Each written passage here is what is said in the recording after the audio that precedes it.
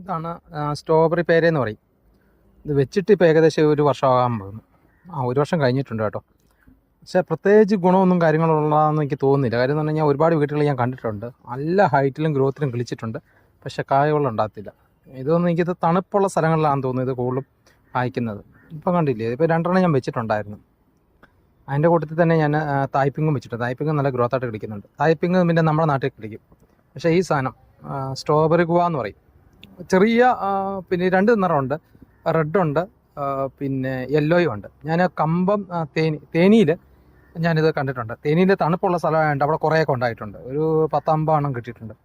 കുഴപ്പമില്ല കേട്ടോ. അത്യാവശ്യം ചെറിയൊരു പുളിപ്പും ചെറിയൊരു മധുരം, ഒരു ചെറിയ നല്ലൊരു സ്മെല്ലും ഉണ്ട് കേട്ടോ. രസമാണ്. പക്ഷേ തണുപ്പുള്ള ഏരിയയിലേ കളിക്കത്തുള്ളൂ.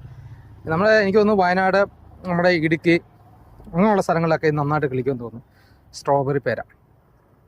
നമ്മുടെ ഈ തെക്കൻ കേരളം അല്ലെങ്കിൽ തൃശ്ശൂർ തൊട്ടുള്ളവരൊന്നും, തെക്കൻ കേരളത്തിലോട്ടുള്ളവരൊന്നും ഇത് വെക്കാൻ പാടില്ല കേട്ടോ. വെച്ച് കഴിഞ്ഞാൽ പ്രത്യേകിച്ച് കാര്യമൊന്നുമില്ല, സ്ഥലം വെറുതെ വേസ്റ്റ് ആക്കാന്നേ ഉള്ളൂ. അപ്പം നഴ്സറിക്കാരുടെ വേറൊരു തട്ടിപ്പാണ് സ്ട്രോബെറി ഗുവ. പക്ഷേ വെച്ച് കായ പിടിച്ചാൽ നല്ലതാണ്. 1-2 കായൊക്കെ നമ്മുടെ ചെറിയ സമയത്ത്, നമ്മുടെ തണുപ്പ് സമയത്ത് കിളിക്കുമായിരിക്കും. എന്തായാലും പ്രത്യേകിച്ച് ഗുണമൊന്നും ഇല്ലാത്ത സാധനമാണ് സ്ട്രോബെറി പേര. സ്ഥലം വെറുതെ വേസ്റ്റ് ആക്കുകയുള്ളൂ. ഞാൻ കണ്ടിട്ടുള്ളവരുടെ വീട്ടിലെല്ലാം അങ്ങനെ സ്ഥലം വെറുതെ വേസ്റ്റ് ആക്കിയേ കണ്ടിട്ടുള്ളൂ. അപ്പോൾ ഞാൻ അവരോടെല്ലാം ചോദിച്ചു, ധാരാളം വളവും കാര്യങ്ങളും എല്ലാം കൊടുത്തിട്ടുണ്ട്, പക്ഷേ കായ പിടിക്കത്തില്ലെന്ന് പറഞ്ഞു. അപ്പോൾ ഇന്നെ മനസ്സിലായത് തണുപ്പുള്ള സ്ഥലങ്ങളിലാണ് ഇത് കിളിക്കുന്നതെന്നുള്ളത്.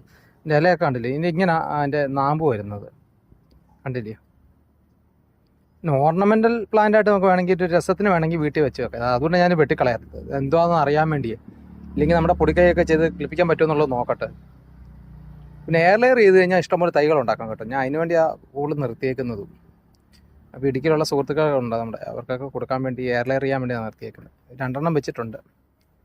അപ്പോൾ അതിൻ്റെ ഇലയും കാര്യങ്ങളും ഇതൊക്കെയാണ്. അപ്പം ആരെങ്കിലും നഴ്സറിക്കാരെങ്കിലും സ്ട്രോബെറി ഗുവ എന്ന് പറഞ്ഞ് തരുവാണെങ്കിൽ, തണുപ്പുള്ള സ്ഥലങ്ങളിലുള്ളവരാണെങ്കിൽ വാങ്ങി വെക്കുക, അല്ലാത്തൊരു വെറുതെ വാങ്ങി വെക്കട്ടെ കേട്ടോ.